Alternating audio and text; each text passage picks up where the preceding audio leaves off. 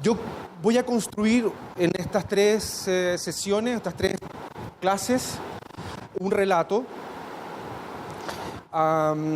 Hoy día pensaba que extraño el relato porque es una historia finalmente que tiene estas tres estaciones, estos tres capítulos, donde hoy día vamos a partir con el primero, pero el último y el primero tienen una relación muy grande. Tiene que ver un relato, o es un relato que va desde el territorio hasta el detalle, ¿sí? Se puede entender cada clase en sí misma, ¿sí? Hoy día vamos a hablar de territorio chileno. Mañana vamos a hablar de sistemas de ciudades. Y luego vamos a insertar en esos dos temas Talca. Talca, la escuela de Talca como una cuestión de educación. Y en ese sentido, lo que vamos a tratar o intentar construir es cierto espesor, ¿sí? Entre territorios, ciudades. Vamos a hablar de economía, vamos a hablar de paisaje, pero también la compactación de esos elementos sobre un territorio en un objeto.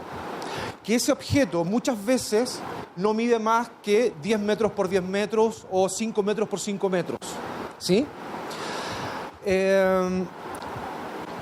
Y en ese objeto, de alguna forma, está compactado una serie de visiones, de preocupaciones, de conflictos que nos ha tocado vivir durante 15 años en esta idea de educación, en lo cual nuestro acercamiento al territorio es de una manera conceptual, pero también de una manera física, matérica, ¿sí?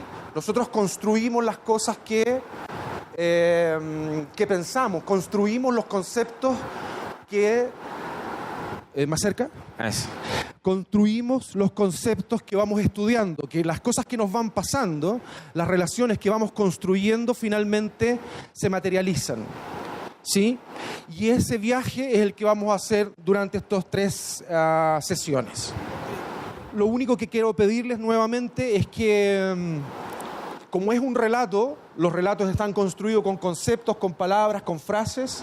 Si hay alguna frase que no la entiendan, algún concepto que por favor lo discutimos, porque las palabras en realidad lo que traen también, y lo conversábamos, son, claro, ideas, pero también emociones, son sensaciones, son cosas que finalmente son tremendamente sutiles, pero que son importantes para poder lograr tener una comprensión cabal de lo que se está conversando, lo que se está mostrando. Voy a mostrar desordenadamente Chile, ¿sí? Esto más o menos lo que hoy día vamos a ver. Bien, una primera idea. No siempre las ciudades, nuestras ciudades en el continente, no en este sur, ¿sí? Tienen la misma... preeminencia, tienen el mismo poder. En la historia nos va enseñando que muchas ciudades se apagan como otras se encienden. Por lo tanto, vamos a hablar siempre de un territorio móvil, ¿sí? En la perspectiva histórica. Los territorios tienen espesor, tienen historia. Y en ese sentido, las ciudades también... quizás me equivoque en estas, pero de muchas maneras la historia, la base económica de cada uno de los momentos va cambiando también la potencia o también la influencia de las ciudades sobre ese territorio. Voy a mostrar un poco el esquema que nos han enseñado, ¿no? En esta realidad sudamericana. Como ustedes sabrán, Chile en realidad siempre ha sido un país exportador. Nosotros siempre hemos estado globalizados. La globalización no es una nueva lectura para Chile. Siempre ha exportado sus productos, siempre está conectado con ciudades o con países sudamericanos, con países norteamericanos, con Europa, con Asia.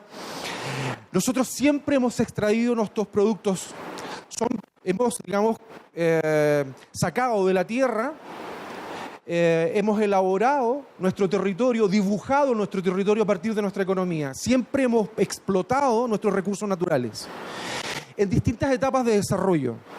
Muchos de estos productos naturales hoy día son muy tecnificados, retocados inclusive biológicamente para poder tener un mejor rendimiento en el tiempo.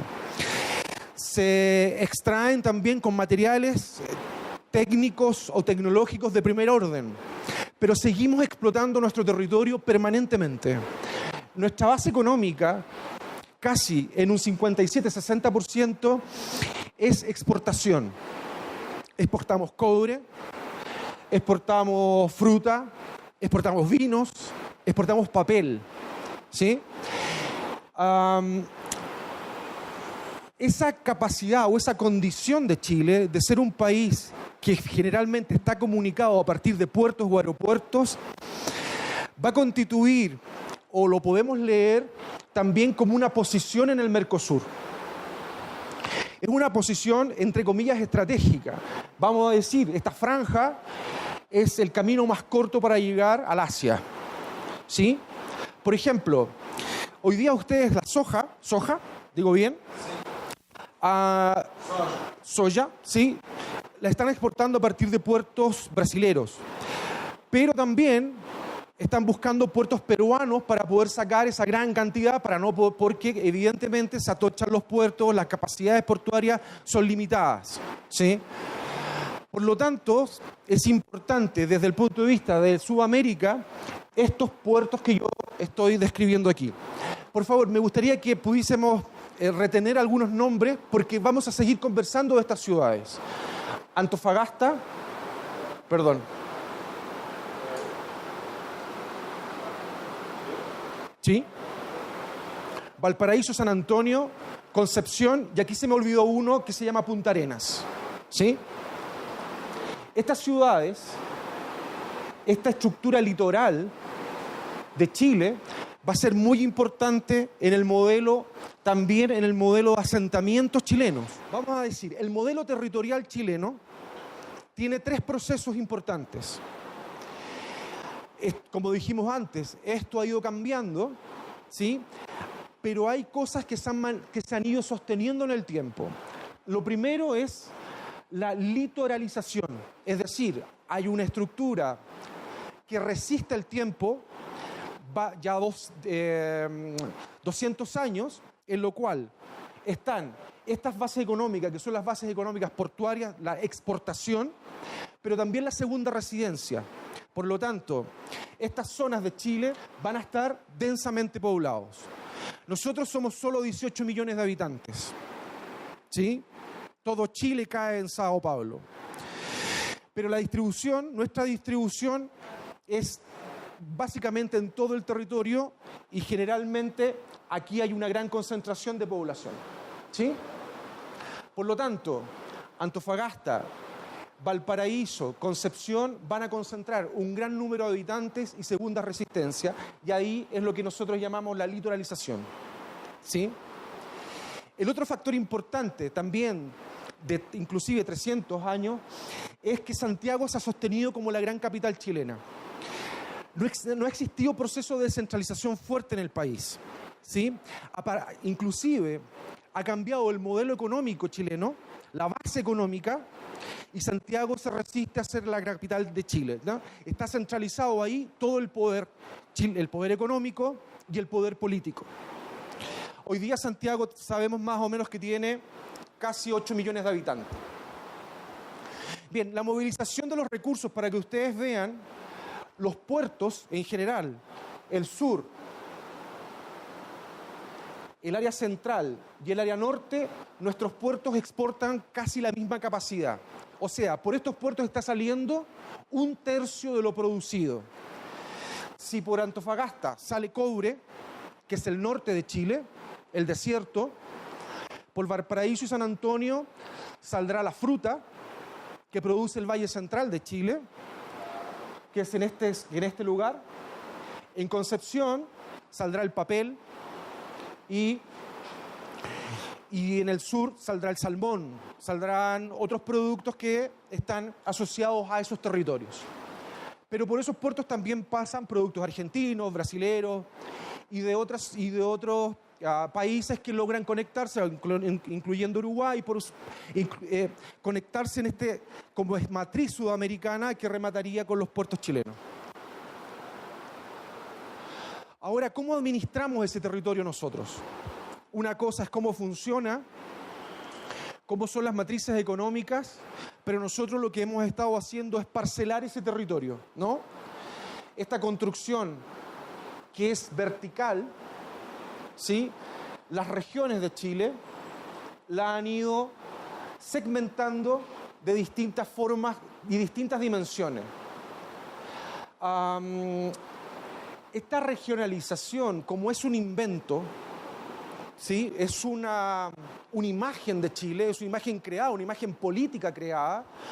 No es una realidad porque hay un río que divide una región, no es una realidad geográfica, es una realidad política.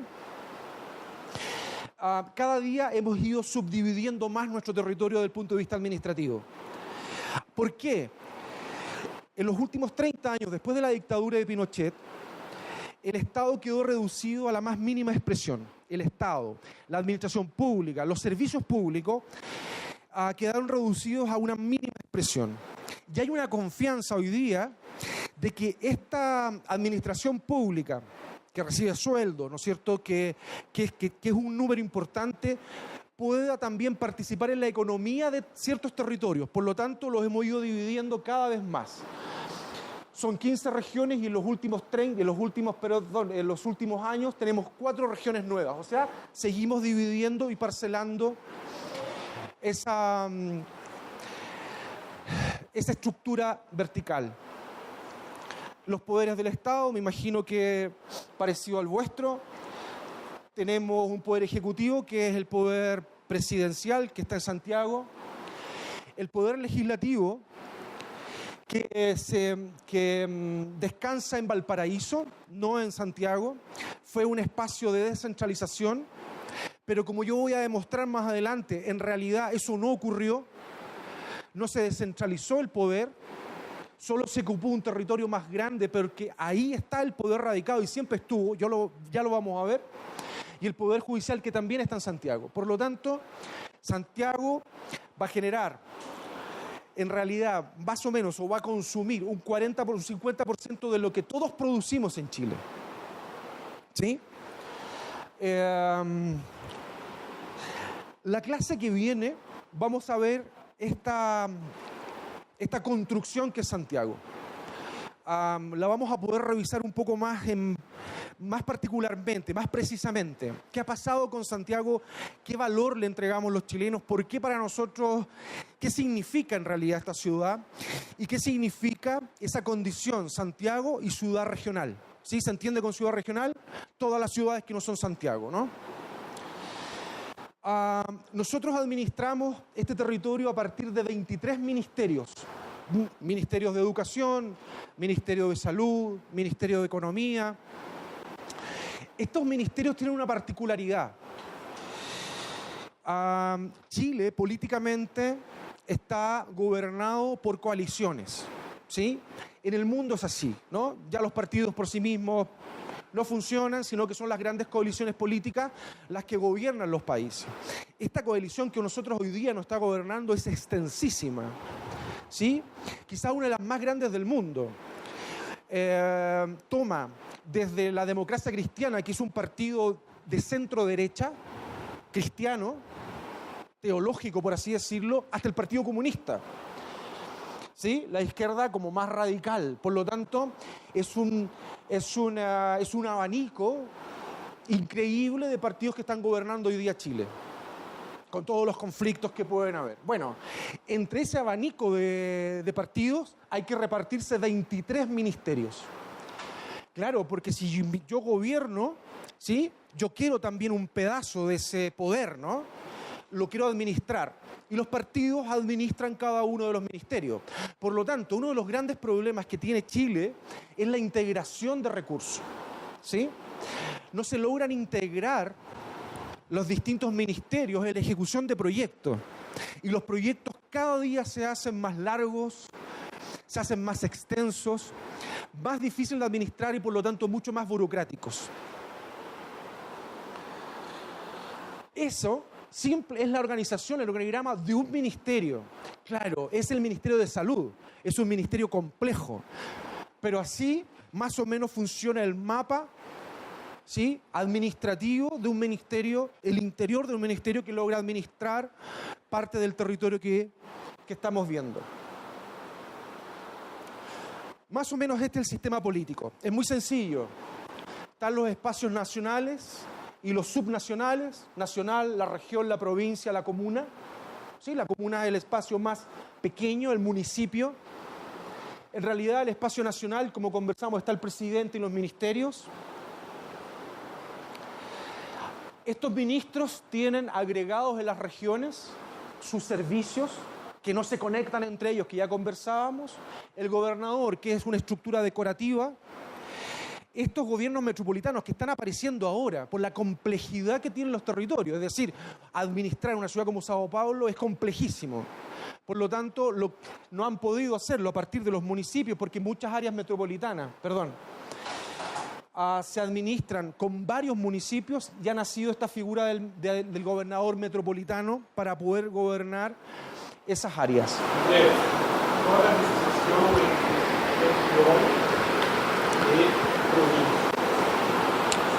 La dimensión. Una región tiene 3 provincias y una provincia tiene 4 municipios. Ahora, como ustedes van a ver, en el esquema no es tan mentiroso, este es un esquema que yo bajé desde la página del gobierno. Hay algo súper interesante en el esquema y también es para poder entender un poco por qué pasan las cosas que voy a mostrar más adelante. Si ustedes se fijan, hay unas líneas que van conectando estos elementos, ¿sí? De aquí baja el poder, por aquí baja el poder. Digamos, el poder en términos generales también el poder para hacer cosas, ¿no? No solo el poder para gobernar y para halagarse a sí mismo, sino que además también para ejecutar proyectos. Pero este señor de aquí está solito. No baja ninguna línea, fíjense. Esta es la administración de las ciudades, que a mi entender tiene 0 pesos, 0. Los municipios no tienen ningún poder, o muy poco. Toda la transformación de Bogotá, por ejemplo, que estuvimos ahora hace poco en Ecuador con nuestro amigo Echeverry, Alejandro, toda la transformación de Bogotá, esa transformación social impresionante, solo fue posible porque el municipio tiene una cantidad de recursos impresionante. En Chile no es así. Todas las transformaciones, las grandes transformaciones del territorio chileno, el territorio nacional, vendrán directamente de la mano del presidente de la República y sus ministros, ¿sí? No hay una estructura local que suba proyectos, ¿sí? No hay una generación democrática de producir proyectos. Son exiguos, son ambiguos, son pequeños.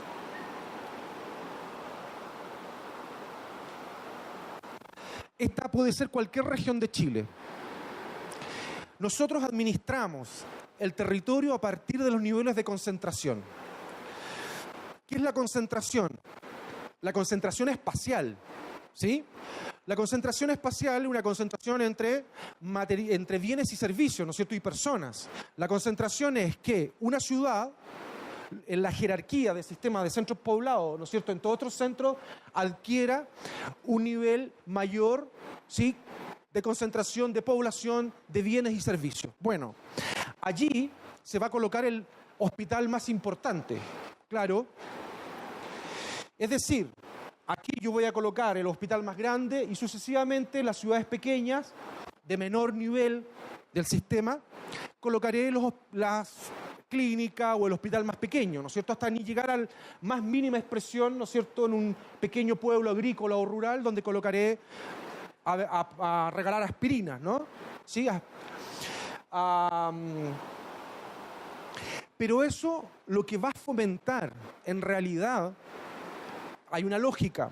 Yo quiero llegar a más personas, por lo tanto voy a colocar el edificio más importante en un lugar donde haya más personas. Pero lo que va a generar es un esquema metropolitano. ¿Sí? Mater Polis, la ciudad madre. ¿Sí? Y en esa ciudad se va a articular el resto de las pequeñas ciudades orbitando en torno a esta gran ciudad. Bueno, pero ese no es el único modelo. ¿Sí? Nosotros hemos impuesto un modelo de ciudad. Lo hemos inventado. No se dio por una condición divina, mesiánica. Inventamos ese modelo de ciudad central. Hay más modelos en el mundo. Como yo quiero demostrar hoy día, ese modelo que nos han... el centralismo, por así decirlo, lo ha ejecutado de manera religiosa y muy puntual, porque además le permite administrar muy fácilmente. ¿Sí? Ha dejado de lado una serie de territorios o ha dejado de lado el territorio para simplemente concentrarse en un grupo de ciudades, ¿sí? Dejando de lado a un 40 o 50% de la población. Cuestión que va a generar un nivel de pobreza y vulnerabilidad importante. ¿Se entiende ese punto, no? El modelo de ciudad o el modelo político, cómo se aplica y finalmente cómo se va construyendo una ciudad, se van construyendo ciudades para poder ejecutar. Bien, ¿cómo se ve ese centralismo? ¿Cómo se ve geográficamente esa estructura? Así. Santiago, Valparaíso, San Antonio. Aquí está el puerto, ¿se recuerdan? Aquí está el otro puerto. Aquí está la Mancha de Santiago. Cuando cambiaron durante la dictadura, cambiaron el Congreso, lo cambiaron aquí. Pero si ustedes se dan cuenta, esto es un solo sistema.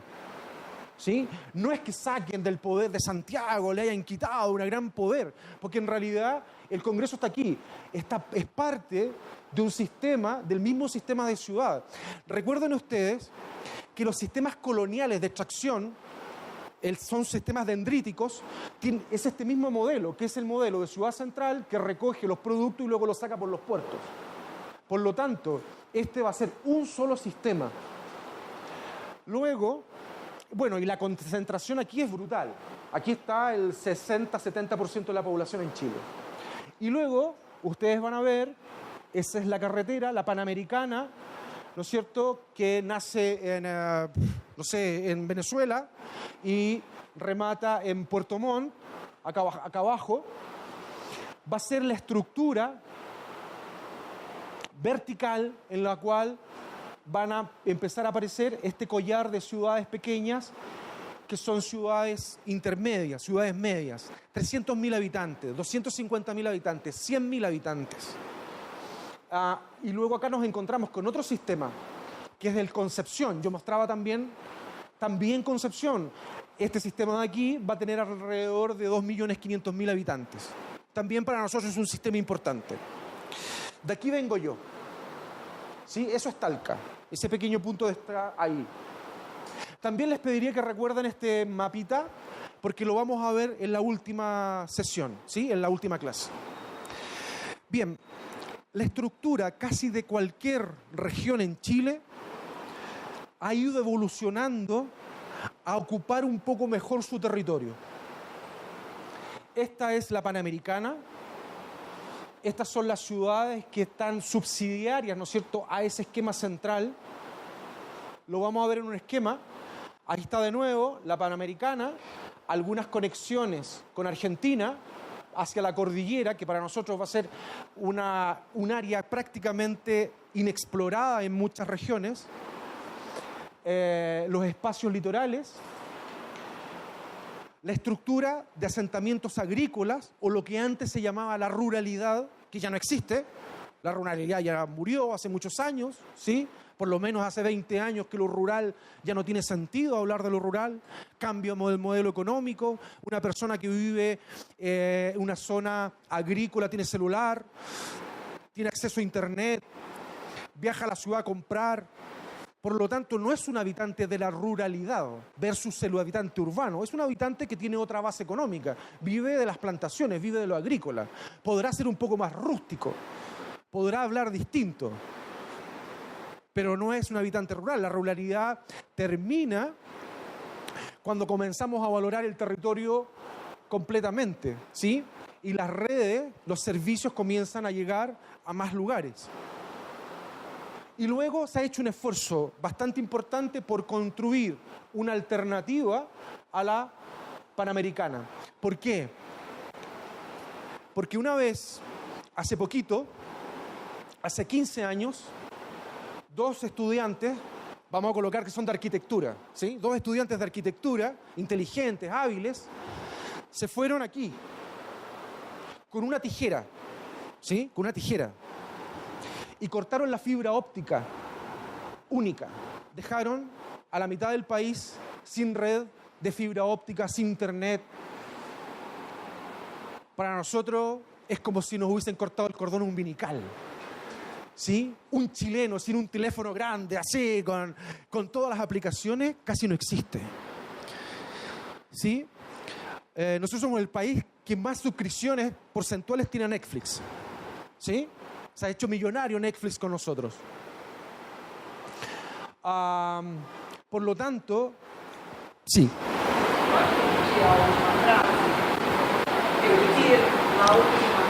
Que se ha hecho rico Netflix con nosotros, con los chilenos. Tenemos más suscripciones a Netflix porcentual que muchos países de Latinoamérica. Tenemos una fibra óptica y una velocidad de conexión impresionante.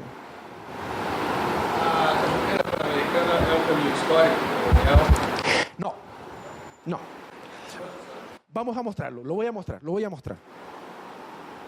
Por lo tanto, estas autoridades, este gobierno o estos gobiernos han intentado construir unas alternativas para no ser tan vulnerable Chile. Esa vulnerabilidad económica tiene que ver con esa concepción de centralismo. ¿Sí? Tiene que ver con esa decisión de provocar un solo camino porque salgan todos los productos, por manejar, por gobernar.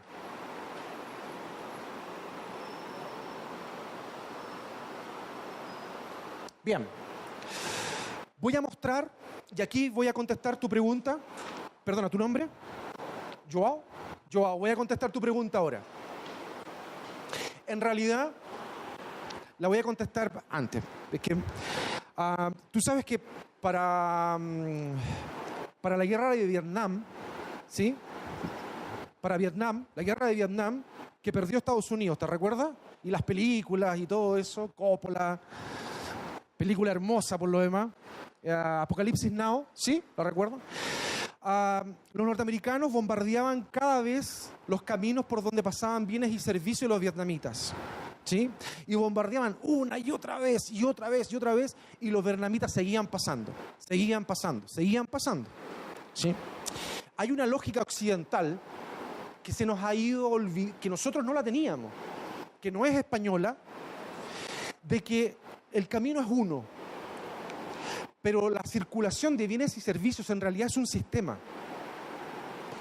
La colonización chilena se hizo por 5 vías distintas. 5 caminos del conquistador. Hoy día todavía en Chile andan buscando cuál era el camino. Nunca hubo un camino. Siempre hubieron 5, 6, 7. Y en Chile ocurre lo mismo. Son sistemas, ¿sí? Por favor, no piensen unilateralmente nunca. Eso no existe en el territorio. No existe el camino. Siempre existe el sistema de caminos. Voy a hablar entonces de este territorio, Antofagasta, ¿se acuerdan de la ciudad donde Puerto? Vamos a conversar un poco de este territorio y mañana vamos a conversar yo creo que un poco más profundamente, no tan profundamente, pero un poco más profundo de Santiago.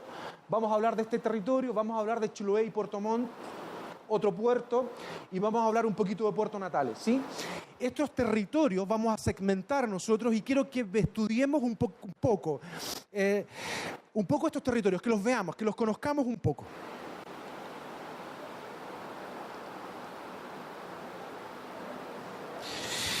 Bien, Este mapa, esta infografía, porque en realidad no es ni siquiera una cartografía, una infografía, muestra una estructura geográfica. Pero yo no quiero entender la geografía como la orografía, como la forma que tiene un territorio, sino que también con la capacidad que ese territorio tiene de producir. ¿Sí? Vamos a hablar de producción. Todos estos paisajes, en realidad el litoral central, o el litoral, perdón, es una estructura montañosa que llega a la playa, que llega a la arena, pero que tiene una expresión en todo Chile que cambia. Aquí, en el norte, va a ser un farellón costero, un muro que está muy cerca de la playa. Y aquí, en esta área, esta misma franja, va a ser una cordillera antigua, ¿sí? Una cordillera baja, donde estará la producción más grande de pinos y eucaliptus de Sudamérica. ¿Sí? Esta área es el espacio central o el valle central. Aquí habrá o estará el desierto más seco del mundo, y aquí está donde vienen los vinos de Chile, ¿no? La producción frutícola. Y luego el cordón montañoso, ¿no es cierto?, que bueno, por lo que nosotros nos conocemos como los países andinos, ¿sí? Con Argentina. Donde estará o donde existirá una producción importante de cobre, estaño, plomo, litio, ¿sí? Nosotros siempre vamos a tener más o menos una estructura así. Para mí, la cordillera es una orientación permanente. Y la cordillera más antigua, la cordillera de la costa, por otro lado. Por lo tanto, los chilenos vivimos en este sentido así, o así, o así, o así. Pero generalmente siempre estamos en un proceso de encierro, ¿no? De valle. Somos personas de valle. Por eso que nos gusta tanto el mar. Acá. Mostremos cómo son esas estructuras muy rápidamente. La cordillera, como va a tener una estructura paisajística, una orografía, pero una producción brutal. ¿Sí? De esta cordillera viene el 50% de nuestra producción, de nuestras exportaciones, vendrán de aquí casi el 50%. El valle, la producción, ¿sí? Frutícola, la producción de vinos, algunos elementos con valor agregado. Históricamente esta ha sido la gran producción chilena también, ¿sí? No se ha modificado. Del siglo XVII, desde el final del siglo XVI hasta el principio del siglo XVII, nosotros seguimos produciendo lo mismo, exactamente lo mismo. La cordillera de la costa, ahí está. Los pinos, la producción de papel y celulosa más importante para nosotros del país se ubica justo en mi región, en la región del Maule. Hay humedales también. Y la costa, donde habrán, en todos estos casos, y lo mostraré, hay economías de distintas escalas. Hay grandes economías y hay pequeñas economías. Todas ellas importantes para un territorio. Bien, veamos este primer escenario. Voy a mostrar este documento académico, ¿sí? Es un documento importantísimo para poder entender un país. Es la guía de la COPEC es como Petrobras, ¿sí? Y nos entrega una guía. Yo tenía eso a mano y lo coloqué para que podamos ver un poco cómo es esta estructura, ¿ves? Y es así. Aquí está Antofagasta. Aquí hay unos caminos muy extraños. El paso, como ya veíamos las estructuras, ¿no es cierto? Los pasos hacia Argentina o Bolivia. Aquí hay una mancha extraña. Esa mancha es un salar. Es el salar de Atacama. ¿Sí? Allí se produce litio. Ahí se produce evidentemente sal. Es una estructura bien interesante porque es un salar, es casi un lago de sal donde el agua no sale. Se queda estancada ahí. ¿Sí? Ahí está el territorio, muy trazado. Como ustedes van a poder ver, todos los asentamientos están al lado del río, ni tontos, ¿no es cierto? Es un desierto, si yo no estoy cerca al agua me muero, por lo tanto todos los asentamientos estarán cerca de escorrentías o de rieras, y las explotaciones mineras, ¿no es cierto?, que tienen o construyen este dibujo en el territorio. Bien, volvemos al mapa entonces. Bien, estos son los primeros asentamientos de este territorio. Aquí están los atacameños y los incas, ¿sí? Estas fueron las estructuras de colonización que ellos tenían. Generalmente ocuparon el salar para poder vivir. Obviamente ni tontos de nuevo, el desierto era invivible, muy seco, y el salar sí tiene agua. Por lo tanto, toda la primera estructura de asentamientos de este territorio va a ser en función de este salar, pero en función de este cordón, ¿sí? Los asentamientos, sí, originarios, los asentamientos nativos van a leer el territorio de una manera espectacular, perfecta, ¿sí? La costa, chonos, alacalufe, gente que vive del agua, ¿sí? En este lugar, muy poco. Aquí ustedes van a ver que hay unas entradas, unos accesos. Esos son los valles transversales. Esto es el Valle El Elqui. Son valles transversales, son valles que van en la otra dirección. No hablaremos de ello. Y toda la estructura de atacameños, chonos, incas, diaguitas van a ocupar este territorio, van a ir pegaditos a la cordillera. Además, la cordillera, las imágenes tienen una cosa mística. Yo creo que si nosotros tuviésemos en otra época, la hubiésemos percibido igual. Es algo que es atractivo. Además, tiene agua, tiene vegetación, tiene animales. El paraíso, el Edén. Van a construir una arquitectura, ¿sí? Esa primera arquitectura es muy simple. Es una arquitectura de piedra, de barro. Tiene una geometría muy precisa. No confundan una arquitectura esencial con una arquitectura de lo vulnerable o de las incapacidades. Es una arquitectura de lo esencial. Es de lo disponible, lo que ellos tienen a disposición y logran modificar su territorio. Modificarlo, pero también cuidarlo, ojo. Por lo tanto, van a ver una serie de asentamientos bien dispuestos, ¿no es cierto?, con una visibilidad del territorio increíble, estratégico, bien puestos sobre cómo acceder al agua, ¿sí?, con unos materiales que son realmente adecuados para las temperaturas. O sea, vamos a decir que casi se disuelven con el territorio, casi a veces uno pasa y no los ve, ¿sí?, que no se esconden, no están... ¿cómo se llama? Mitificados, no están ocultándose de las cosas, sino que están muy insertos en la geografía. Por lo tanto, nuestros amigos españoles ocuparán esos mismos lugares para colocar su colonización, ¿no? No irán a crear nuevas ciudades, sino ocuparán las mismas ciudades que ya estaban bien distribuidas, bien puestas, ¿no es cierto? Y habían riquezas sobre esas ciudades, por lo tanto, además, las seguirán explotando. Otra arquitectura, una manera distinta. Este es el Salar de Atacama. Esa es la imagen. Bien.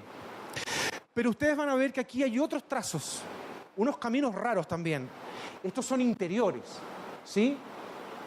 El mapa va a mostrar entonces unas derivaciones hasta esas áreas, las ciudades puertos, Tocopilla, Antofagasta, pero unos accesos. Esos accesos van a ser en realidad la segunda, digamos, o quizás la primera explosión económica de Chile. El primer gran producto con el cual Chile empieza a generar una real riqueza. Porque evidentemente en toda la época o colonial, los productos salen de Chile, ¿sí? Aquí el salitre va a ser una de las primeras economías que va a gobernar entonces toda la área central.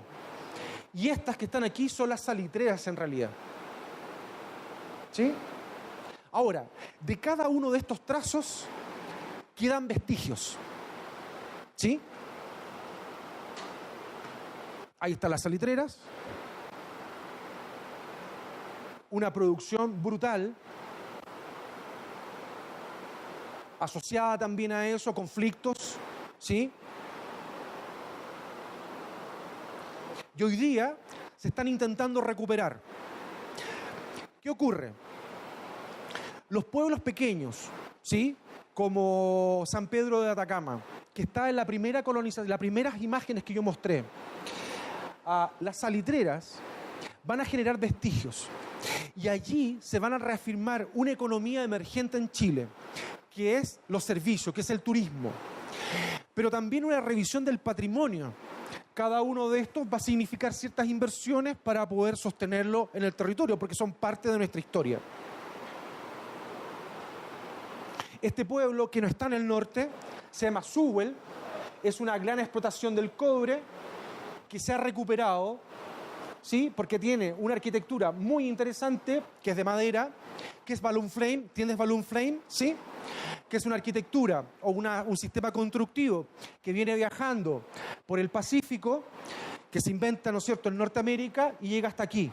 Todas estas empresas son gringas, son inglesas, ¿sí? Por lo tanto, van a traer también esos sistemas constructivos y los van a colocar aquí. Esta ciudad está recuperada y está catalogada por la UNESCO como o está catalogada con la UNESCO.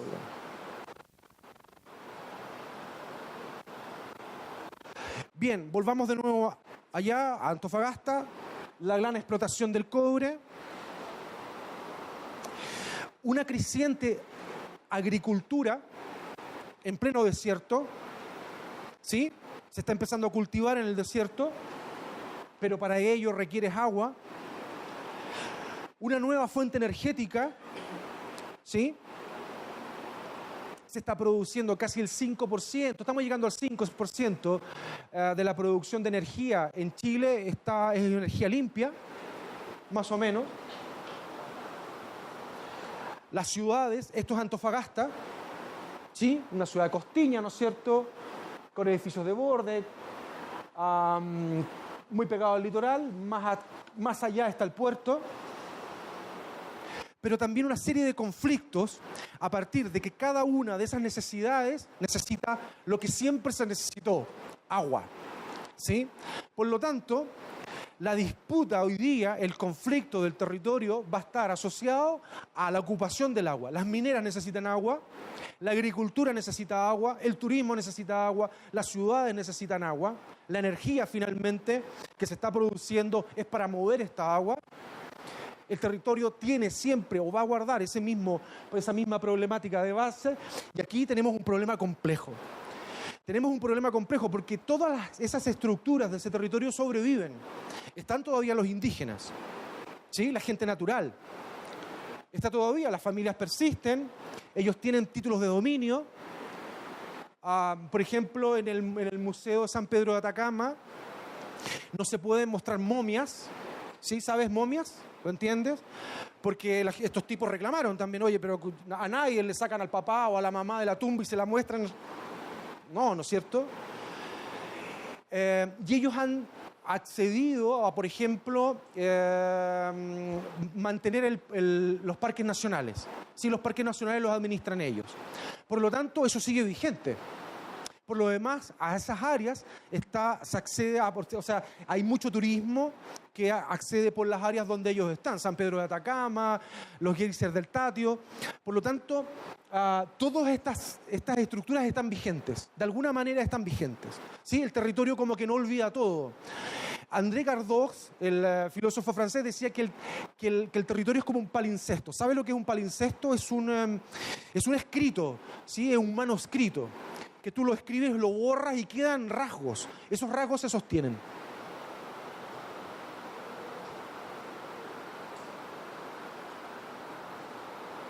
Veamos otro territorio. El proyecto que hicimos en el curso en Chile fue muy cerca de San Pedro de Atacama. trabajamos en una de estas industrias que quedaron como patrimonio y trabajamos en este territorio. Fue increíble. Va a salir que fue el primer proyecto, el primer curso. Sí, yo creo que el norte es un libro abierto. Hay ciudades muy deprimidas. Las salitreras necesitan una reconversión. Están tratando de reconvertirla, pero no es muy fácil hacerlo. Se necesitan muchos recursos. Y el área del salar, de la costa, y yo lo voy a mostrar mañana. Las regiones en Chile funcionan por esta cosa de los puertos y por esta cosa de los aeropuertos, funcionan distinto que Santiago. Cuando Santiago entra en crisis, las regiones no entran en crisis. Eso lo vamos a mostrar mañana. Por lo tanto, las economías regionales van a ser fundamentales para nuestra economía, ¿sí? Voy a mostrar ahora esta región rápidamente. Es la región de donde yo vengo. Aquí está Talca. Es el Valle Central de Chile. También hay una zona litoral, una zona central y los caminos hacia la cordillera, pero aquí será intensamente productiva. Los primeros asentamientos aquí ya no están en la cordillera, están dispuestos sobre esta área y sobre esta área. O sea, en la cordillera sí, por supuesto, porque los nativos se conectaban con Argentina, y como decíamos, la cordillera tenía esa imagen, digamos, poética, pero también estarán ubicados sobre este sector. No ocuparán el valle, nunca ocuparon el valle era una selva.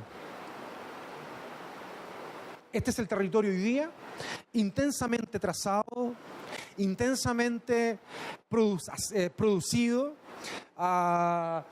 con distintos tipos de productividades, ¿sí?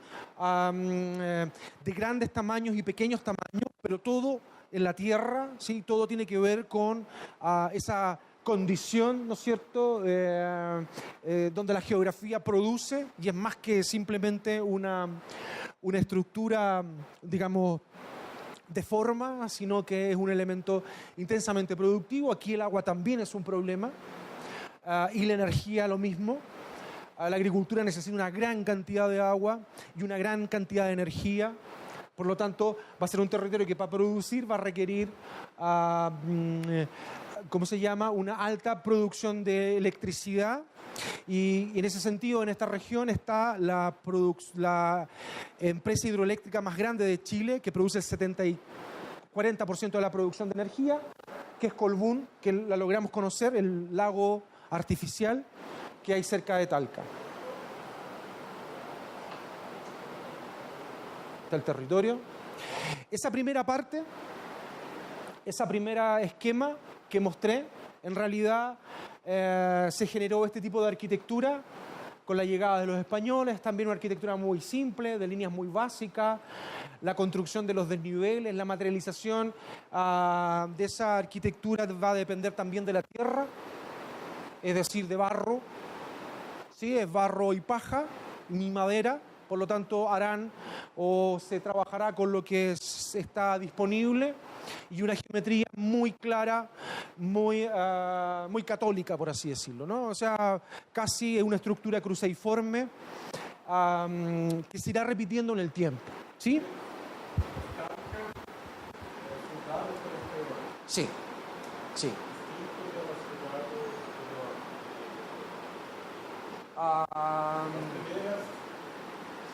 No, también por españoles, que la verdad que La Serena, una ciudad que está cerca de Santiago, hacia el norte, fue una de las primeras ciudades que se fundó. Inclusive la fundación de La Serena es anterior a la de Santiago, porque la entrada estaba por allí, la entrada a Chile.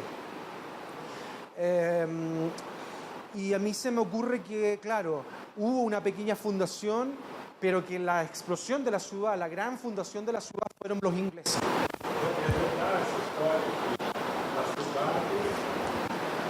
hechas por el tiempo de las caminatas, de caballos.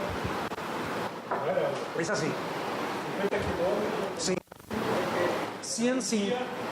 Yo tengo un esquema, mañana lo vamos a mostrar, es más complejo, son 100, 50, 30. Por los horarios de alimentación.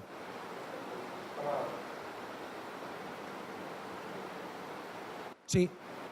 Cuando Petrobras fue a Chile, midió también eso. ¿Dónde comían los chilenos cuando iban por la carretera? Y ahí colocaba su restaurante, su... Es que en muchas cosas hemos cambiado, en muchas cosas no hemos cambiado. Nos da hambre y queremos dormir igual que hace 100, 300, 500 años. Ahora, yo mañana mostraré ese esquema de las fundaciones y las distancias. Porque claro, eso era el caballo. Era el caballo y el hombre. Bueno, esta arquitectura, que es la primera arquitectura conocida en el Valle Central, la arquitectura, digamos, traída por los españoles, está en este lugar, en esta zona, que es una zona muy deprimida actualmente. Es aquí, no sé si vieron las noticias que Chile se estuvo quemando hace poco, nos estuvimos quemando. Bueno, estas zonas fueron las que se quemaron. Sí, esta zona es la que se quemó. Y este poblado se quemó. También tuvo un terremoto. ¿Sí? También un aluvión. Mañana vamos a mostrar los desastres naturales.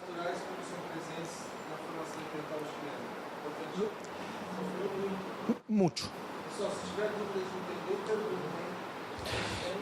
Hay que decirlo yo aquí, y quiero reafirmar la tesis que he tratado como de explicar. Los desastres naturales son un modelador de las ciudades, la modelan, ¿no es cierto? Le cambian la fisonomía. Pero detrás de eso hay una economía. Hay una nueva ronda para la inversión. ¿Sí? Creo que veamos la ciudad o los territorios no solamente como si fueran paisajes, sino que son elementos de disputa, de conflicto, de inversión económica, de intereses. Y cuando yo digo modelador de las ciudades, cuando yo digo modelador, Talca la han modelado 3 grandes terremotos. Ahí también apareció una economía, apareció nueva inversión, apareció el precio del suelo más caro, ¿sí? Apareció también una arquitectura, una simbología que se quiere instaurar en esos lugares, ¿sí? Va a aparecer una escultura de un hombre en caballo, ¿no? ¿Y por qué en caballo, no? ¿Por qué no una mujer? ¿Por qué un hombre? Allí siempre hay un simbolismo asociado. Cuidado, no es que se le ocurrió al alcalde colocar lo que quiso colocar. Hay una intencionalidad detrás de cada cosa, ¿sí? O finalmente la ciudad se modela no solamente desde el punto de vista económico, sino también cultural. Y eso lo vamos a ver mañana, ¿sí? Por lo tanto, esta será la segunda arquitectura de este valle, una arquitectura productiva. Es la economía de las casas coloniales. Andrés, Sí. la ciudad se modela a partir de la economía, del sistema económico. Sí. Me queda la duda si no es como esa ciudad o esa distribución de ciudades es producto de... Siempre. Cuando mencionas las fundaciones de las ciudades, a partir de la distancia de la caminata del trabajo, también representa un modelo económico anterior. Así es. Entonces, esos diseños que vos haces, en realidad, la economía y la ciudad básicamente son la misma cosa, ¿no? Sí. Pero hay una cosa distinta, que las ciudades extractivas son distintas que las ciudades concentradas, ¿sí?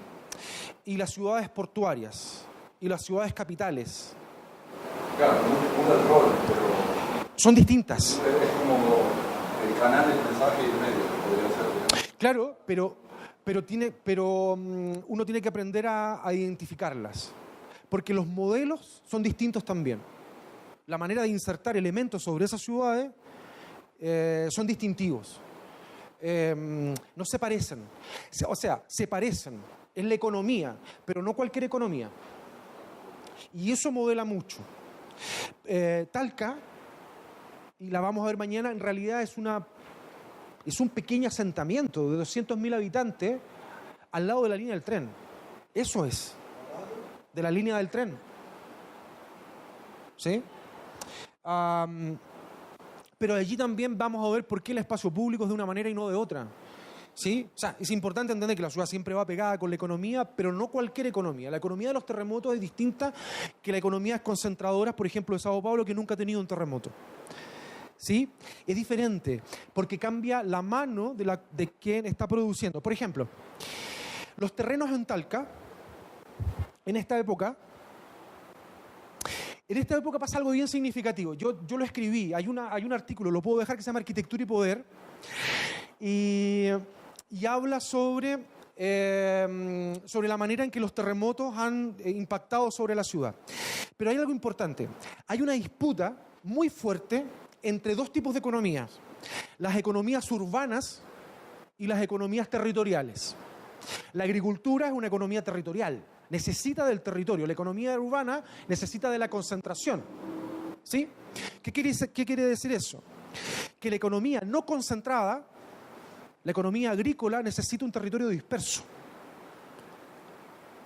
Si tú eres un dueño de un supermercado, ¿qué te interesa? Que toda la gente esté en torno a tu supermercado. Y necesitas, mientras más cantidad de gente, mejor. Pero la economía rural no necesita eso. Necesita dispersión. ¿Sí? Para poder acceder a los distintos espacios que quiere gobernar a partir de la productividad.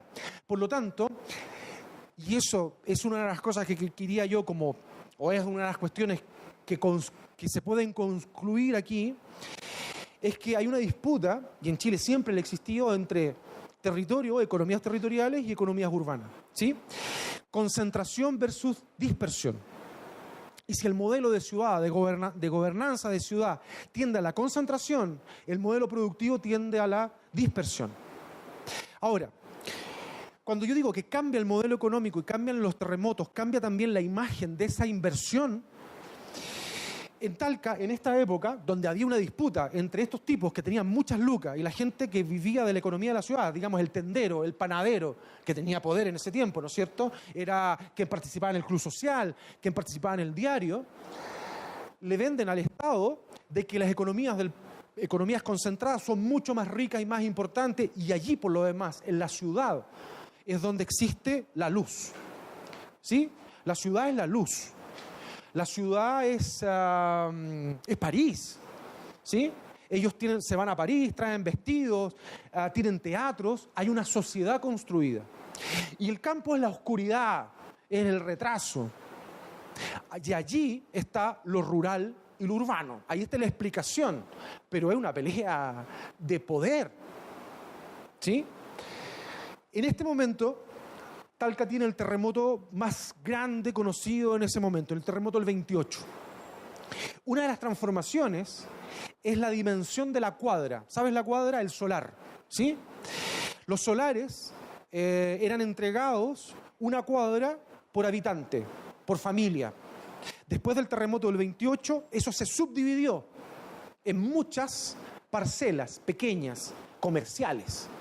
¿Sí? Por lo tanto, hay un cambio brutal en la ciudad que pasa de una ciudad colonial extractiva a una ciudad ya del vigor más o menos de una ciudad como la conocimos, que tiene mercados, que tiene, por lo tanto, los anchos de las cuadras serán más cortos porque habrá más dinero para comprarla. Por lo tanto, la ciudad, si costaba 100, ahora cuesta 500.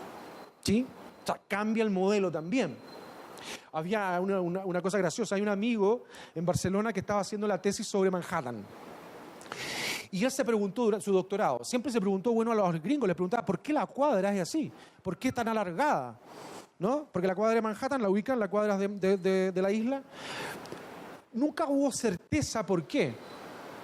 Pero uno no es tan astuto, puede decir, oye, es una cuestión porque tiene una crujía comercial más grande. Por eso la cuadra es así. ¿sí? Porque puedes vender lotes más pequeños y más pequeños miran hacia una sola calle, por lo tanto vas a tener más fachada comercial. Por lo tanto, en Talca, en ese momento, el terremoto del 28, cambian las superficies, cambian los anchos de las calles, pero también se insertan modelos urbanos. También entra el barroco urbano dentro de Talca.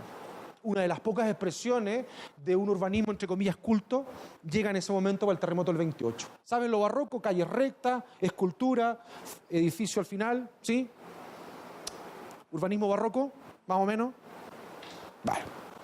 Haussmann, que no es lo mismo que la pintura barroca, ¿sí? La pintura barroca es distinta. El urbanismo barroco es un urbanismo de ejes, ¿sí? De diagonales, ¿sí? Que conectan con el territorio. El mundo barroco es maravilloso. El mundo barroco entendió que existía un mundo. Y esto no, esto es renacentista. Esta arquitectura es del Renacimiento. ¿Ven los cuadros de Rafael Sanzio, que son un marco y nada sale del marco? Ni siquiera la pata de Jesucristo, de la princesa, nada. Todo está dentro de una estructura. El mundo es caótico, los bárbaros. El mundo está lleno de bárbaros y, ¿no es cierto?, el Renacimiento es una época en la cual existe la planta, ¿no es cierto?, la planta cruceiforme cuadradita, ¿sí?, donde de ahí para afuera están los rurales, los bárbaros, y dentro está la luz. El urbanismo barroco rompió con esas condiciones. Las ciudades se conectan con otras ciudades, hay comercio. Esto es una estructura renacentista todavía. La ciudad ideal, la estructura, la arquitectura ideal. Una estructura cruceiforme, claustral. Fíjense, ¿qué es eso? Sino una cruz. Así se gobernó la hacienda. ¿Por qué es importante esta hacienda? Porque en realidad van a ser unos motores productivos brutales en el territorio.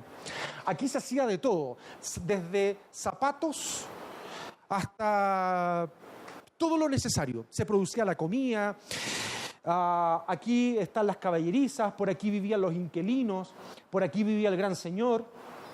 Esta es nuestra época feudal, la época de las grandes haciendas, de la casona.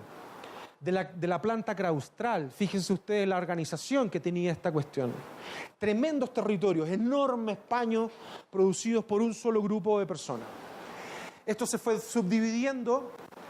Vinieron el principio del siglo, digamos, XX. ¿Sí? Todo el producto de la transformación, de las reformas rurales, la reforma agraria en Chile, es entrado el siglo XX. Estamos hablando de 1925, la primera atisbo de la reforma agraria. A partir de la Iglesia comienza a presionar para poder que esto que estaba en manos, estos tremendos territorios que estaban en manos de un señor, pasaran a más. ¿Sí? Es una historia reciente, lamentablemente, pero es una historia reciente. La casona, estas grandes haciendas feudales, se comportaban de esa manera. Allí había un montón de plata. Y claro, había vulnerabilidad, pobreza. Aquí se castigaba. Estos niños de aquí vivían como peones, como siervos. Anoche escuchaba la palabra mulata, de mula. Aquí habían mulatas. Se castigaba. No eran dueños de la tierra, no tenían ningún tipo de educación, ¿sí? No tenían ningún tipo de garantías de nada. Ellos trabajaban la tierra y le pagaban, o sea, les era devuelto en víveres que también el señor producía. Un feudalismo, una sociedad perversa. Por eso que yo tengo mis dudas con respecto a en Chile se hace mucha hincapié en la casona chilena, en la casona típica, que en realidad esta casona cuadrada, cristiana, católica, perdón. Y la verdad que es un momento de la historia chilena muy oscuro, muy, muy oscuro. Pero afortunadamente esta gente tuvo el espacio para salir a producir, ¿sí? Se va disolviendo ese inquilinaje, ¿Sí? Hay una película chilena bien interesante que se llama El Chacal de Nahuel Toro. El Chacal de Nahuel Toro. Si pueden verla, blanco y negro, habla de este mundo campesino, complejísimo, pero ellos logran tener tierras. De Nahuel Toro. El Chacal, como chacal, de Nahuel Toro. Nahuel Toro. ¿El Chacal de Nahuel Toro dije? Nahuel Buta, Chacal de Nahuel Toro. Está bien. Y ellos logran organizar su territorio de una manera. ¿Sí? Salen a producir. Salen a hacer producir sus pequeños campos, sus pequeñas parcelas, y logran constituir una arquitectura también. Pero igual, como aquella arquitectura que habíamos visto, una arquitectura de lo esencial, ¿no es cierto? No fueron a Francia, tienen los elementos que tienen, por lo tanto van a construir una arquitectura esencialmente muy concebida o muy relacionada con el territorio al cual están insertos. ¿Sí? Van a construir secadores, van a construir pequeños edificios productivos, van a construir su vivienda. Su vivienda, por ejemplo, a diferencia del señor feudal o del señor de la hacienda, su vivienda no es compacta, es dispersa. Van a construir un sistema de vida distinto, un sistema conectado con la tierra, conectado con los elementos de la tierra. Lo producido va a ser parte de sus edificios. Por lo tanto, van a amarrar, coser, ¿sí? Sus edificios, los van a hacer respirar, los van a hacer evolucionar, los van a hacer también florecer como florecen sus productos. Él es un agricultor, por lo tanto, la arquitectura que va a hacer es de agricultor. ¿Sí? Es un secador de choclo, de maíz. Un secador de maíz. Es perfecto. Perfecto. Como un cuchillo. No tiene nada de más. Nada le sobra, nada en absoluto. Trabaja con el suelo, trabaja con la ventilación cruzada, tiene la techumbre donde tiene que tenerla, seca el choclo de una manera espectacular, no gasta energía. Cerca de la casa, si tú te fijas, lo de abajo está despegado del suelo. Sí. Ventila por abajo y esto es un suelo de madera. Ahora, hay otros graneros que están en el suelo, que usan la tierra. Como parte de su esencial, él va a poner una parte de tu producción, pero no es tan nocivo. Bueno, otra imagen de esta madera, él no tiene que ir a comprar a ninguna parte, ¿no es cierto? La va a sacar del monte, la va a traer, la va a disponer, va a constituir. Eso que digo yo, que son edificios de alguna manera solubles en el espacio, en el territorio del Valle Central de Chile. Son edificios que trabajan con la energía y que en realidad lo que están armando es una cultura material fortísima, ¿sí? Hay otras economías en ese valle, también economías de la construcción, son secadores de ladrillo, por lo tanto, grandes economías, pequeñas economías, ¿sí? El territorio está repartido entre esos dos mundos. Pequeñas economías, grandes economías, economías inclusive de un rigor biológico importante. Todos estos bichos que están aquí están retocados biológicamente, cruzados con ranas, con ratones y cosas para poder resistir. ¿Sí? Por lo tanto, son elementos retocados biológicamente, técnicamente son muy sofisticados.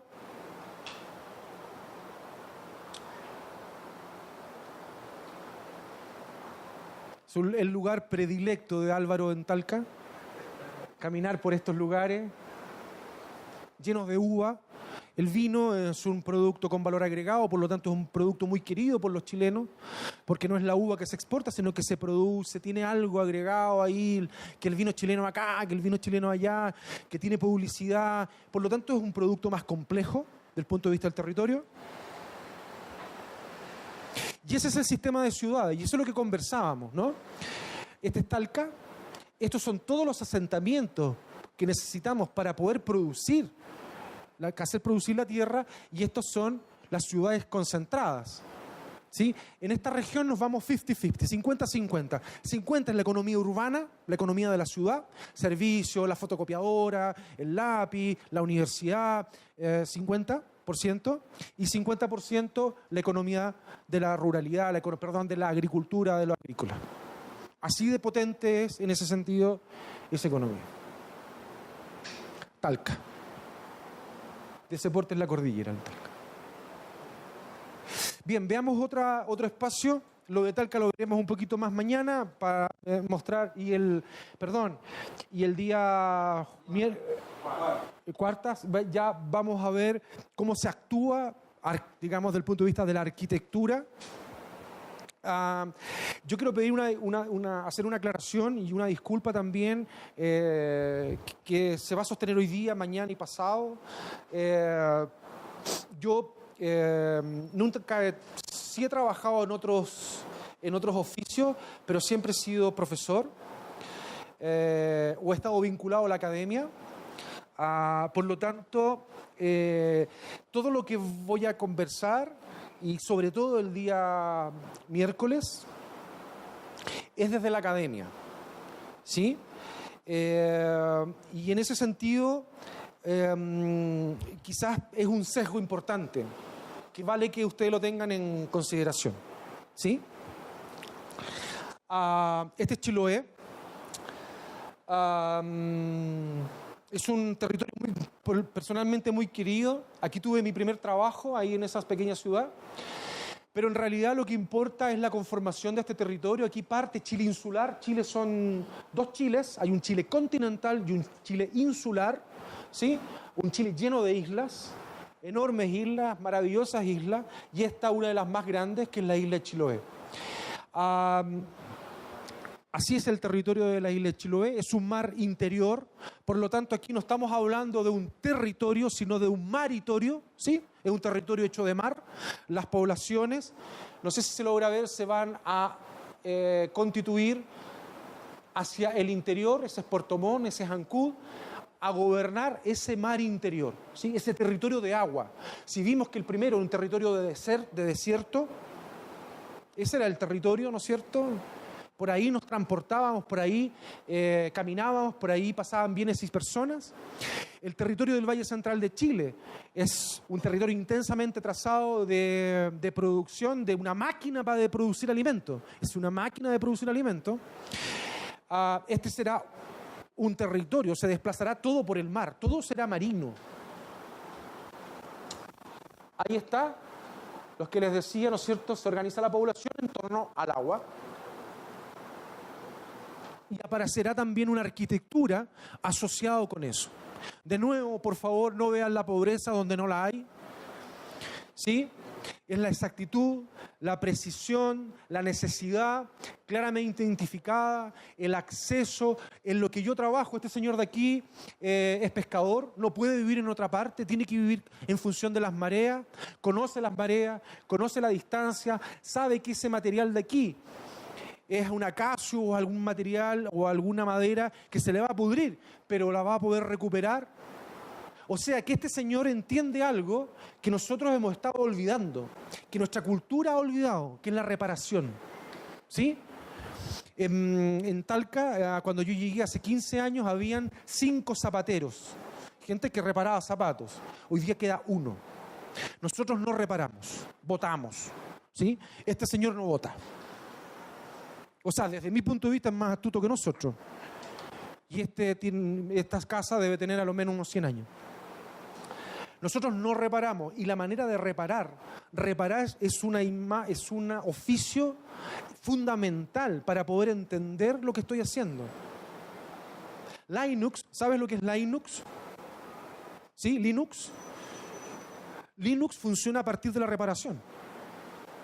O sea, sistemas integrados que se van poniendo en ejecución y se van, a partir de una comunidad, ¿no es cierto?, se van modificando, mejorando. Eso que se llama mejorando, evolucionando, es reparando. ¿Sí? Y este señor repara. Esto es lo que ven ustedes aquí. Se llamó la misión circular, que es la misión de los jesuitas por recuperar este territorio, por evangelizar este territorio, ¿sí? Yo hago un copié sobre eso porque ellos se posicionan justo donde están los primeros habitantes, los nativos, y van a inventar estas cosas. Estas iglesias también están catalogadas por la UNESCO, son las iglesias del sistema de iglesia, porque lo bonito de esto es que no es una iglesia, sino que es un territorio de iglesias, ¿sí? Ahora, la primera cosa que ustedes seguramente repararán, en este pueblo viven 100 personas, 200 personas, ya 300 personas en ese momento, y unas iglesias que son unos porpentos, parecen unos barcos, es que lo son, pero son barcos espirituales. ¿Serio? No tienen un clavo, ningún clavo. Están hechas todas solamente con madera trabada. Perdona. ¿Ah? Sí, sí, sí. Pero con los lugareños, digamos, con los nativos. No lo hicieron solo. De hecho, una de las cosas más hermosas que hay es la santería chilota. La santería, ¿sabes bien? Como salía tan caro traer Cristos de Europa, y venían medio gorditos de Europa, porque tienen bocio allá. Aquí no hay bocio porque comían mariscos estos tipos, comían mucho yodo, los europeos no comían mucho yodo, venían gorditos y rojos, entonces como que no calzaba con las comunidades, que las comunidades eran más delgadas, trabajadoras, ¿no es cierto? Entonces los chilotes, los nativos y la gente mestiza comenzó a hacer santería, comenzó a hacer cristos. Y unas cosas horribles, así. Pero expresivo. Uno los ve, se caga, porque en realidad son power, son fuertes, son preciosos. Imagínate la expresión de De Kooning, de Nueva York, ¿cómo se llama? Del expresionismo abstracto y de los alemanes, llevado a Chiloé hace 200 o 300 años atrás. Es espectacular. Mezclado es el sincretismo, ¿no es cierto? Mezclado con la cultura española se ven unas cosas bien interesantes. Un Cristo fantástico, así tallado, pero la cagada, y una tela francesa de sedas. Una cosa rarísima, muy, muy rara. Esta cuestión del sincretismo es algo que se entiende lo que es el sincretismo, es algo que para nosotros es el pan de cada día, ¿sí? Las mezclas, esto es brutal.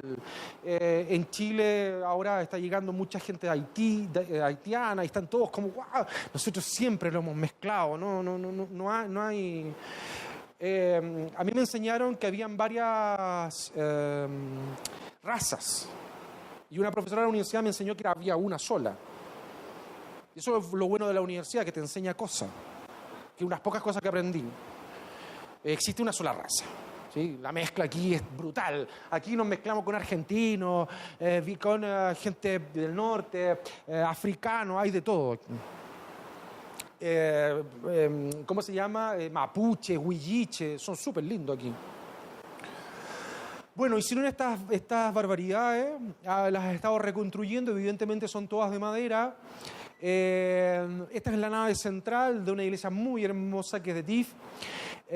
Si ustedes se dan cuenta, aquí son puros amarres y vínculos de madera, no hay clavos, era muy difícil traer hierro de Europa, no se produce hierro en Chile, está muy entrado el siglo XX, por lo tanto va a tener que ser todos con anclaje de madera. Aquí ya tiene clavos, pero es una reparación posterior, ¿sí? En general son todos uniones a media madera y machimbrado.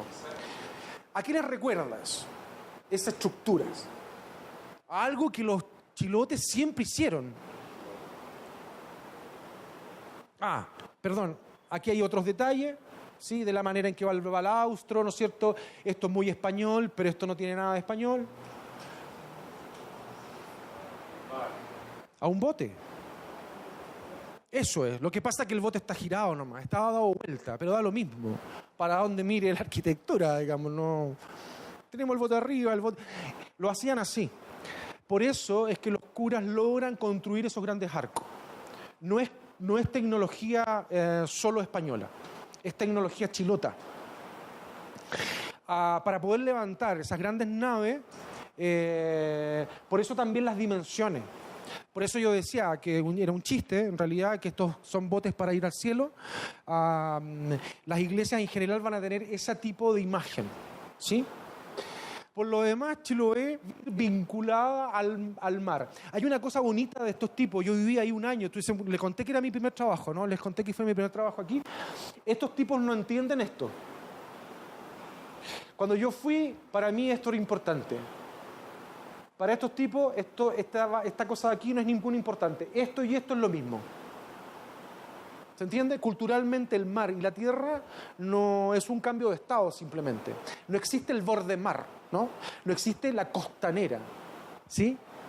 La costanera, ¿sabes lo que es una costanera? Eso es una invención nuestra, eso no ha existido nunca. Ellos lo que tienen es una franja de intercambio comercial, que es muy poderosa, y un espacio público que convive ahí mismo. No hay diferencia, ¿sí? La costanera, cuando tú paseas, ¿no es cierto?, con los farolitos, es una invención, no sé, afrancesada, media.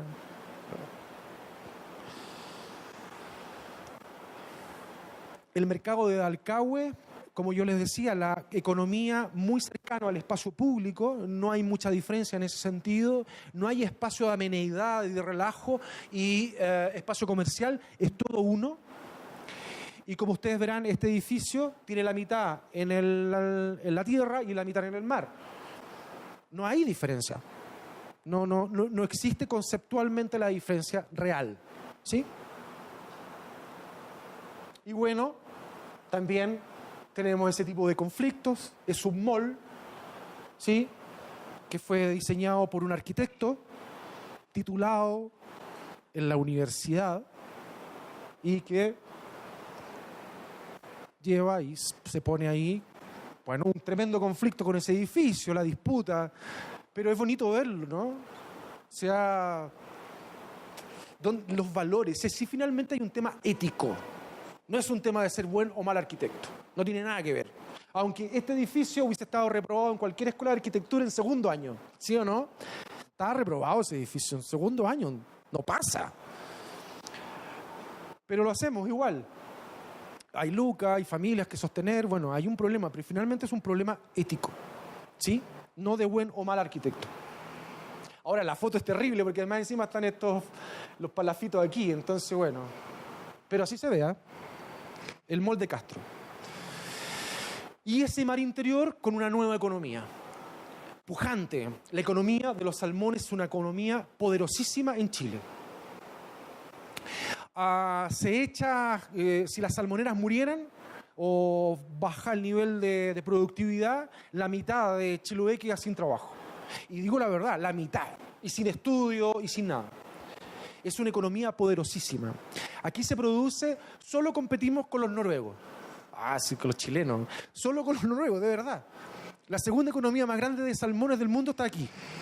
Así que imagínense lo contaminado que está esta cuestión. Está contaminadísimo. Se produce una cantidad de pescado enorme. Tuvimos una tremenda crisis hace 2 años. Se llamó marea roja. Y alguien del Greenpeace se puso al ojo y dijo, no, esto no es marea roja. Lo que pasa es que el Estado chileno le permitió a las salmoneras botar, suponte tú, 1 millón de toneladas de salmón muerto al mar. Y generó una crisis ambiental, pero de esas que ni te explico. No se podía bañar nadie en ese mar interior maravilloso que tiene Chiloé. Por lo tanto, el conflicto va a ser de cada día, ¿sí?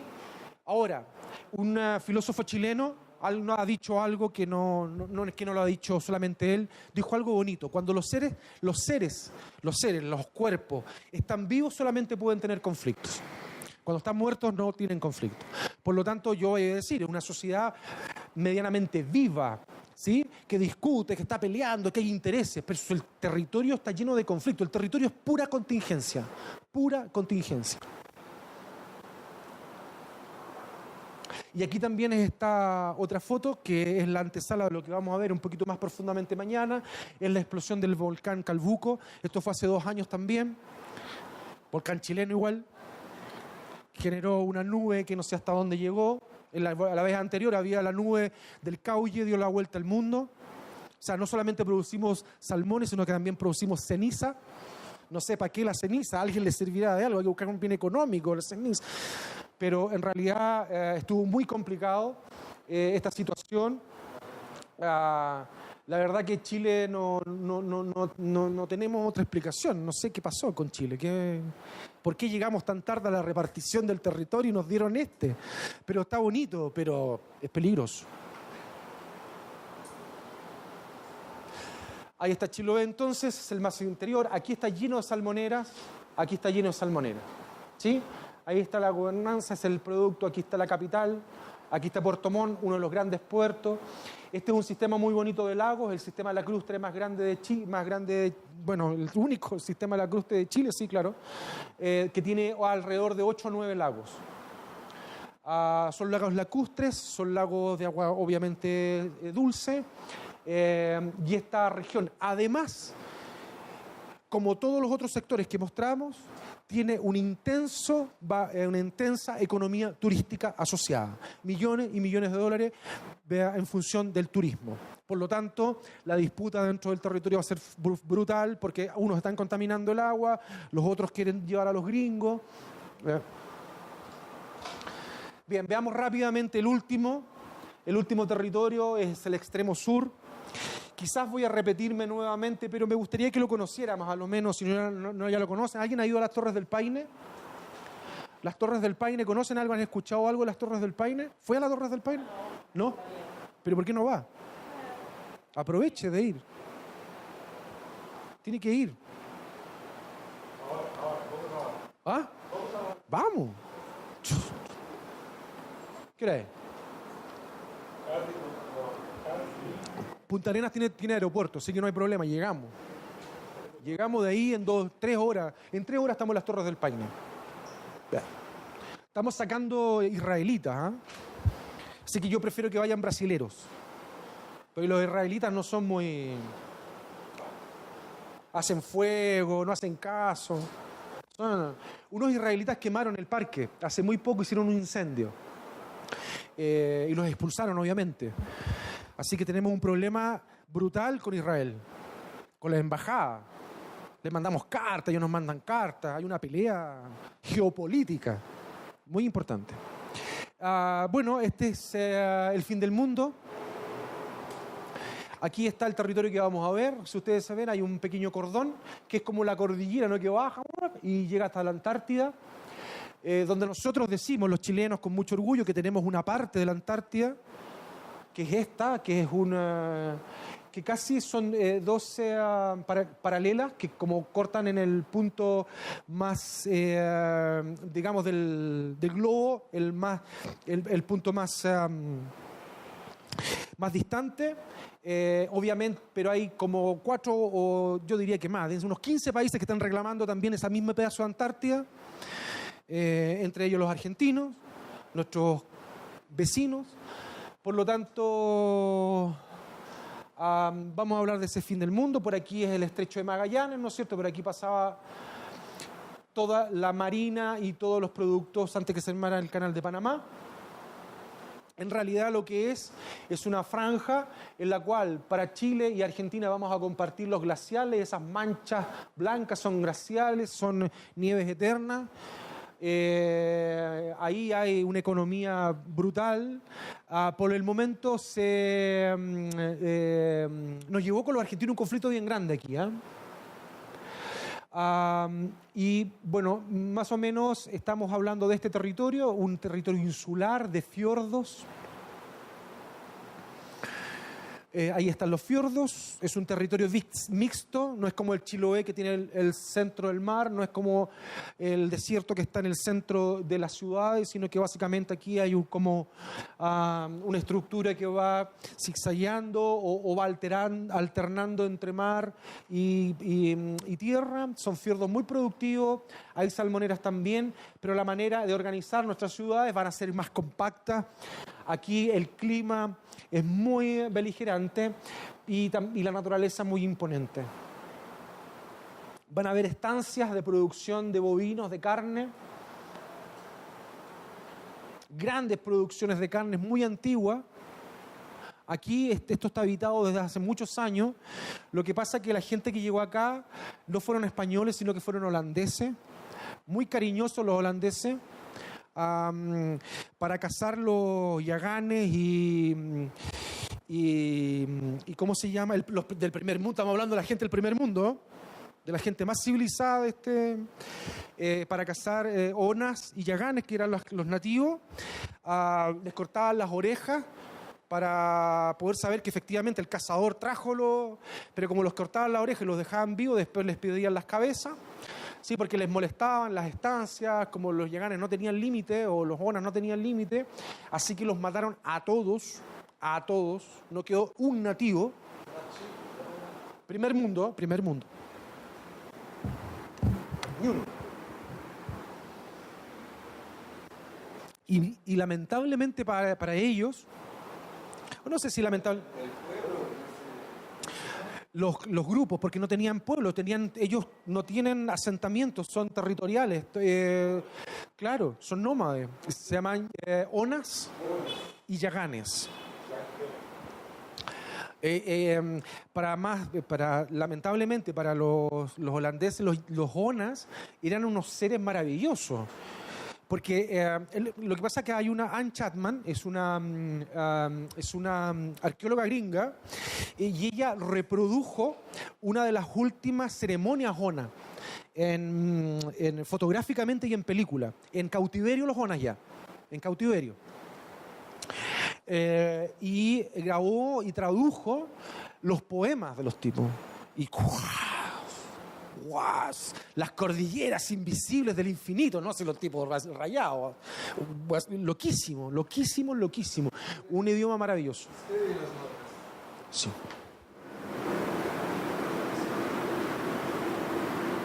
Esto también.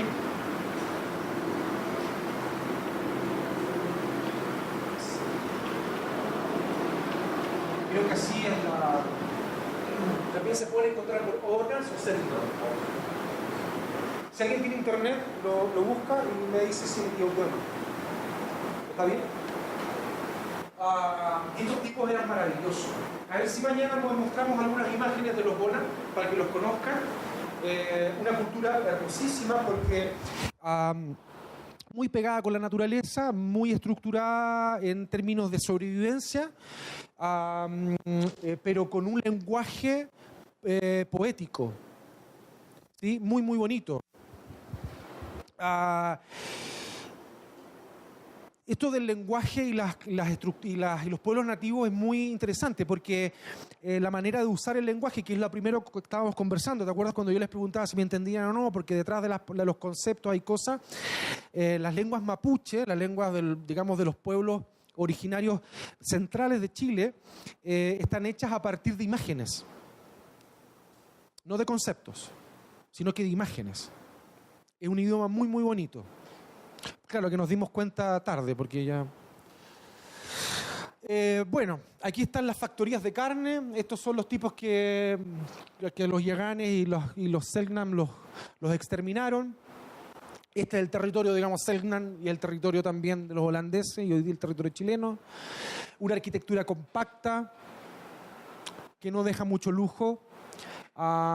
Porque es apretado, el viento, el frío, se dan cuenta, toda la arquitectura, la gran arquitectura y la arquitectura pequeña es así, es igual, tiene esa misma compacidad, tiene esa misma lectura.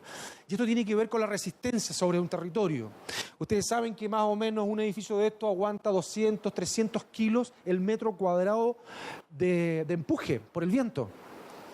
¿Sí? Por lo tanto, yo voy a decir una cosa que a veces digo y que algunos me miran así como con desconfianza.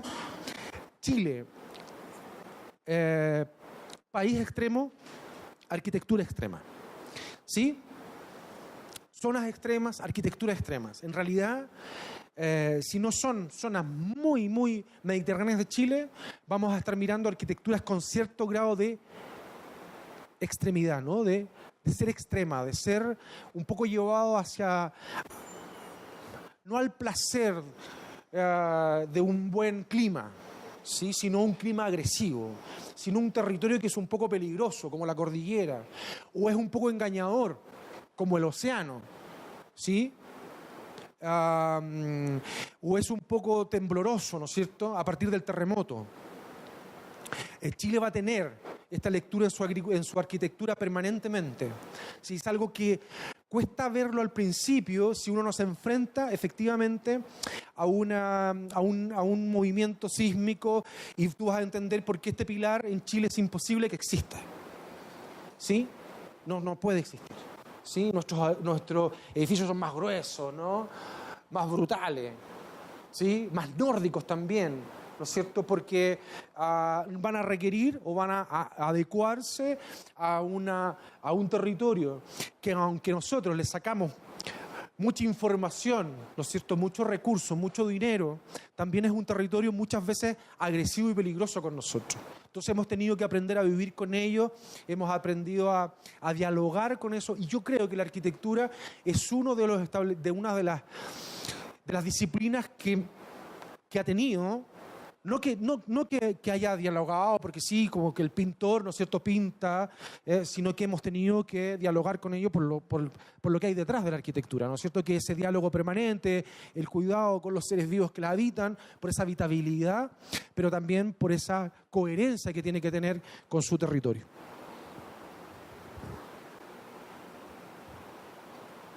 Eso, gracias.